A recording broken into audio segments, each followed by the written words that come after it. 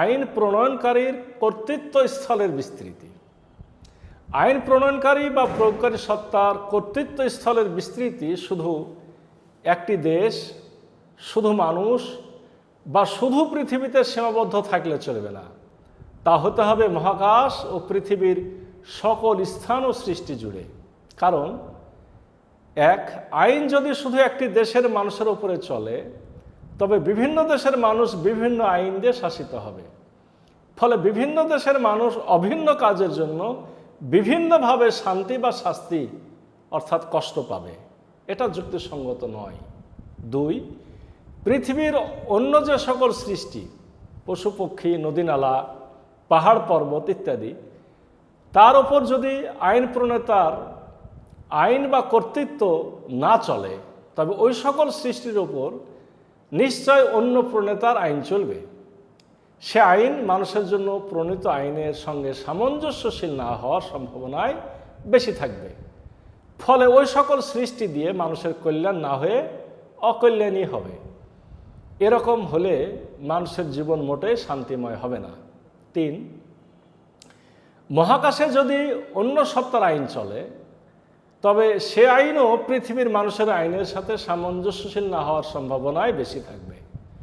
ফলে মহাকাশের জানা অজানা সকল সৃষ্টির আচরণ মানুষের জন্য কল্যাণকর না হয়ে অকল্যাণকরই হবে। আর তাহলে মানুষের জীবন শান্তিময় হওয়ার প্রশ্নই থাকবে না। তাই কর্তৃত্বস্থলের বিস্তৃতির দৃষ্টিকোণ থেকে কোনো আইন যুক্তিসঙ্গত ও মানুষের জন্য কল্যাণকর হতে হলে সেটির বিস্তৃতি হতে হবে মহাকাশ ও পৃথিবীর সকল স্থান ও সৃষ্টি জুড়ে। 2, অন্য সকল সৃষ্টির জন্য প্রণীত আইন হতে হবে মানুষের জন্য প্রণীত আইনের সম্পর্ক, অর্থাৎ মানুষের কল্যাণকে সামনে রেখেই অন্য সকল সৃষ্টির আইন রচিত হবে বা রচিত হতে হবে। এই দৃষ্টিকোণ থেকে আমরা এবার উভয় আইনের অবস্থানটা আলোচনা করি। মানবরচিত আইনে যে দেশে মানবরচিত আইন রচিত হয়, সে দেশের মানুষের ওপরেই শুধু কার্যকর হয়। অর্থাৎ মানবরচিত আইনে বিভিন্ন দেশের মানুষ বিভিন্ন আইনে শাসিত হয়। তাই ওই আইনে অভিন্ন কাজের জন্য বিভিন্ন দেশের মানুষ বিভিন্নভাবে শান্তি বা কষ্টপ্রাপ্ত হয়। আর মানবরচিত আইন মহাকাশ ও পৃথিবীর অন্য সকল সৃষ্টির উপর প্রযোজ্য হবে বা মহাকাশ ও পৃথিবীর অন্য সকল সৃষ্টি মানুষের কর্তৃত্বের মধ্যে এসে যাবে, এটা কল্পনাও করা যায় না। আসুন এক্ষেত্রে কোরআনের আইন কর্তৃত্ব স্থলের বিস্তৃতির সাথে সম্পর্কযুক্ত নানা ধরনের বক্তব্য কোরআনের আইনের প্রণেতা আল কোরআনে উপস্থাপন করেছেন।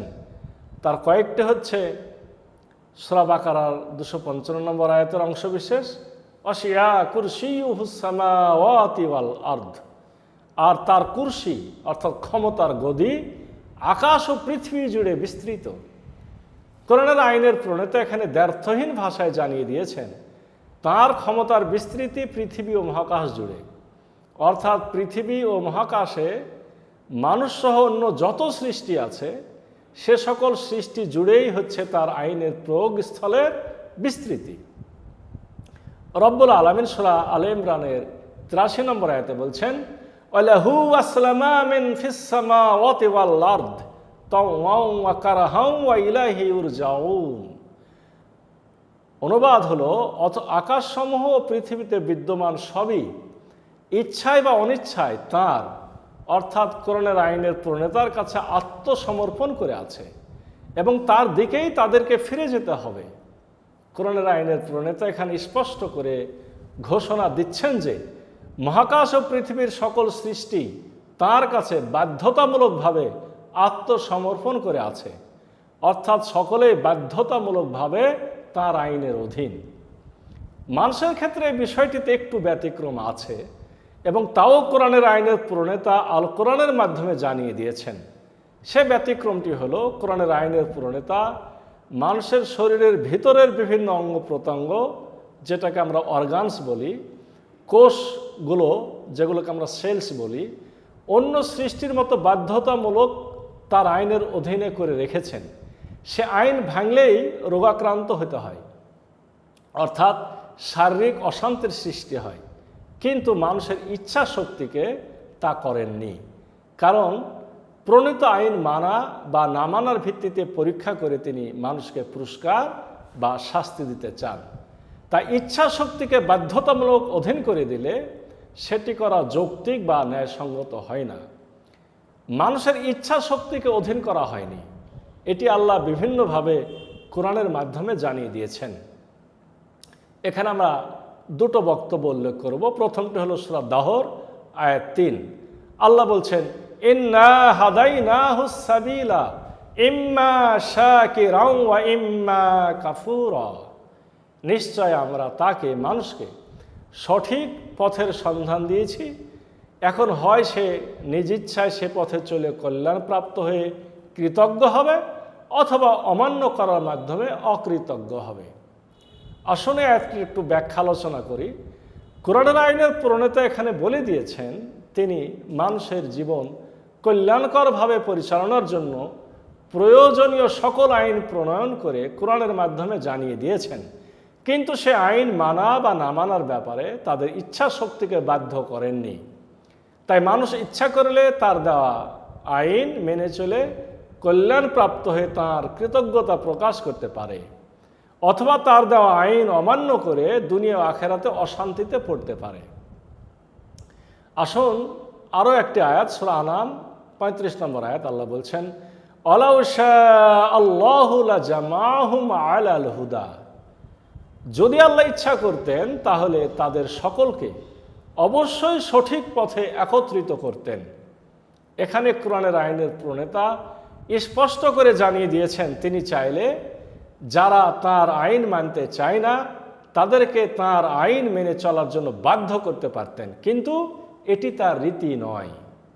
আর পৃথিবীর সকল কিছু যে মানুষের কল্যাণকে সামনে রেখে সৃষ্টি করা হয়েছে তা মহান আল্লাহ জানিয়ে দিয়েছেন সূরা বাকারার 29 নম্বর আয়াত। আল্লাহ বলছেন, হুয়াল্লাযী খালাকা লাকুম মা ফিল আরদি জামিআ সুম্মা ইসতাওয়া ইলাস সামাই ফাসাওয়াহুন্না সাবআ সামাওয়াত। তিনি তোমাদের কল্যাণের জন্য পৃথিবীর সব কিছু সৃষ্টি করেছেন, তারপর আকাশের দিকে মনোনিবেশ করলেন এবং তাকে 7 আকাশে বিন্যস্ত করলেন। কোরআনের আইনের প্রণেতার কর্তৃত্বের পরিধি বিস্তৃতির ব্যাপারে উপরোক্ত কথাগুলো যে বাস্তব সত্য তার প্রমাণ হচ্ছে, 1, মহাকাশ ও পৃথিবীর অন্য সকল সৃষ্টি কোরআনের আইন প্রণেতার বানানো প্রাকৃতিক আইন মেনে চলছে, তাই সেখানে কোনো সংঘাত, সংঘর্ষ বা অশান্তি নেই। 2, মহাকাশ ও পৃথিবীর মানুষ বাদে সব সৃষ্টির জন্য তৈরি প্রাকৃতিক আইনগুলো এমন যে ওই সব সৃষ্টি দিয়ে মানুষের কোনো না কোনো কল্যাণ হয়, অর্থাৎ ইকোলজিক্যাল ব্যালেন্স, এই পরিভাষাটি এক্ষেত্রে ব্যবহৃত হয়। 3, অন্য সকল সৃষ্টি আল্লাহর দেওয়া প্রাকৃতিক আইন মেনে চলতে বাধ্য। 4, মানুষের শরীরের কোষগুলো অর্থাৎ সেলস আল্লাহর দেওয়া প্রাকৃতিক আইন ন্যাচারাল ল মেনে চলতে বাধ্য। সে আইনের কোনো ব্যতিক্রম হলেই কোষগুলোর মধ্যকার শান্তি নষ্ট হয় এবং তখন অশান্তি অর্থাৎ রোগের সৃষ্টি হয়। 5, মানুষের চিন্তা শক্তি ব্যবহার করে কাজ করার স্বাধীনতা আছে বলেই মানুষ কোরআনের আইন অমান্য করেও পৃথিবীতে টিকে থাকতে পারছে। তাই সহজেই বলা যায় আইন প্রণেতা ও প্রয়োগকারী কর্তৃপক্ষের কর্তৃত্ব স্থলের বিস্তৃতির দৃষ্টিকোণ থেকেও কোরআনের আইন যুক্তিসঙ্গত, কল্যাণকর, কিন্তু মানব রচিত আইন তা নয়। আশা করি দর্শক শ্রোতা বিষয়টি পরিষ্কার হয়েছেন। আজকের পর্বে এখানে শেষ করতে চাচ্ছি। আগামী পর্বে আরও নতুন কিছু মানদণ্ড নিয়ে হাজির হতে চাই। রব্বুল আলামিন আমাদের ততদিন সুস্থ রাখুন, সুন্দর রাখুন। আগামী পর্ব দেখার আমন্ত্রণ জানিয়ে এখানে বিদায় নিচ্ছি। আসসালামু আলাইকুম ওয়া রাহমাতুল্লাহি ওয়া বারাকাতুহু।